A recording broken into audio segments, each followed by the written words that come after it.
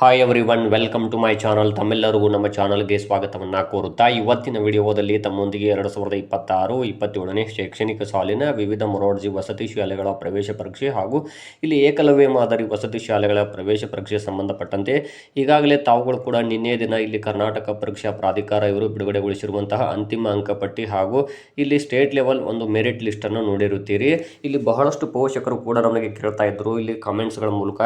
ಇಲ್ಲಿ state level merit ಲಿಸ್ಟಲ್ಲಿ ನಮ್ಮ ವಿದ್ಯಾರ್ಥಿಗಳ ಹೆಸರನ್ನು ಹುಡುಕೋದು ತುಂಬ ಕಷ್ಟ ಅಂತಾನೂ ಕೂಡ ಹೇಳ್ತಾ ಇದ್ರಿ. ಯಾಕಂದರೆ ಇಡೀ ಸ್ಟೇಟ್ ಲೆವೆಲಲ್ಲಿ ಲಕ್ಷಾಂತರ ವಿದ್ಯಾರ್ಥಿಗಳು ಇಲ್ಲಿ ಎಕ್ಸಾಮ್ ಬರೆದಂಥ ಲಿಸ್ಟ್ ಇತ್ತು.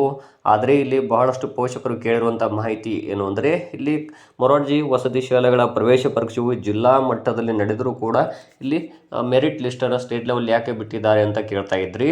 ಆದರೆ ಇದು ಮೊದಲಿಗೆ ತಾತ್ಕಾಲಿಕ ಮೊದಲ ಲಿಸ್ಟ್ ಆಗಿರುತ್ತದೆ, ಪ್ರೊವಿಷನಲ್ ಮಾರ್ಕ್ಸ್ ಲಿಸ್ಟ್ ಆಗಿರುತ್ತೆ.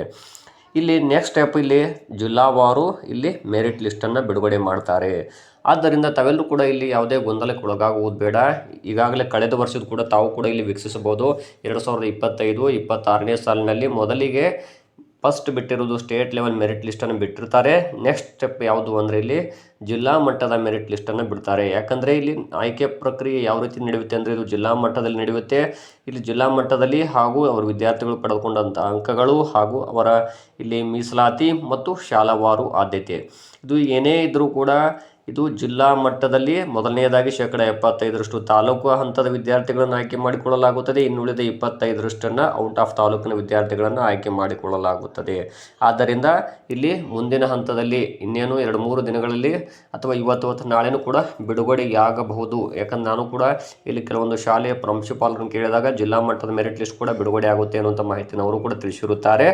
ಆದ್ದರಿಂದ ತಾವು ಕೂಡ ವೇಟ್ ಮಾಡಿ. ಯಾಕಂದರೆ ಇಡೀ ಜಿಲ್ಲೆಯ ಲಿಸ್ಟನ್ನು ತಾವು ನೋಡ್ಬೋದು, ಆದರೆ ಇಡೀ ರಾಜ್ಯದ ಲಿಸ್ಟ್ ನೋಡಲಿಕ್ಕೆ ಇಲ್ಲಿ ಬಹಳಷ್ಟು ಟೈಮ್ ತಗೊಳ್ತದೆ. ಲಕ್ಷಾಂತರ ವಿದ್ಯಾರ್ಥಿಗಳು ಮೆರಿಟ್ ಲಿಸ್ಟ್ ಅಲ್ಲಿ ಇರುವುದರಿಂದಾಗಿ.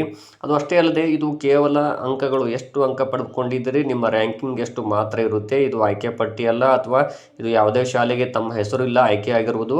ಕೇವಲ ಪಡೆದುಕೊಂಡ ಅಂಕಗಳು ಹಾಗೂ ಅಲ್ಲಿ ಇರುವಂಥ ರ್ಯಾಂಕಿಂಗ್ ಲಿಸ್ಟು ಆಗಿರುತ್ತದೆ. ತಾವು ಯಾರೂ ಕೂಡ ಇಲ್ಲಿ ಗೊಂದಲಕ್ಕೆ ಅಥವಾ ಆತಂಕಕ್ಕೆ ನಮ್ಮ ಮಗನ ರ್ಯಾಂಕಿಂಗ್ ಬಹಳ ದೂರ ಇದೆ ಆಗೋದಿಲ್ಲ ಎನ್ನುವಂಥ ಗೊಂದಲಗಳನ್ನು ಯಾರು ಇಟ್ಕೊಳ್ಬೇಡಿ. ಜಿಲ್ಲಾ ಮಟ್ಟದಲ್ಲಿ ಇಲ್ಲಿ ಕಟ್ ಆಫ್ ಮಾರ್ಕ್ಸ್ಗಳು ಬೇರೆ ಬೇರೆ ನಿಲ್ಲುತ್ತೆ. ಅದು ಅಷ್ಟೇ ಅಲ್ಲ, ವಸತಿ ಶಾಲೆಯಿಂದ ವಸತಿ ಶಾಲೆಗೆ ಕಟ್ ಆಫ್ ಮಾರ್ಕ್ಸ್ಗಳು ಬಹಳಷ್ಟು ಡಿಫ್ರೆನ್ಸಸ್ ಆಗುತ್ತದೆ. ಇಲ್ಲಿ ನಿಮ್ಮ ಮೀಸಲಾತಿ ಆಗಿರ್ಬೋದು ಅಥವಾ ಶಾಲಾವಾರು ಆದ್ಯತೆ, ಮೆರಿಟ್ ಇವೆಲ್ಲವನ್ನು ಕೂಡ ಪರಿಗಣನೆಗೆ ತೆಗೆದುಕೊಳ್ತಾರೆ.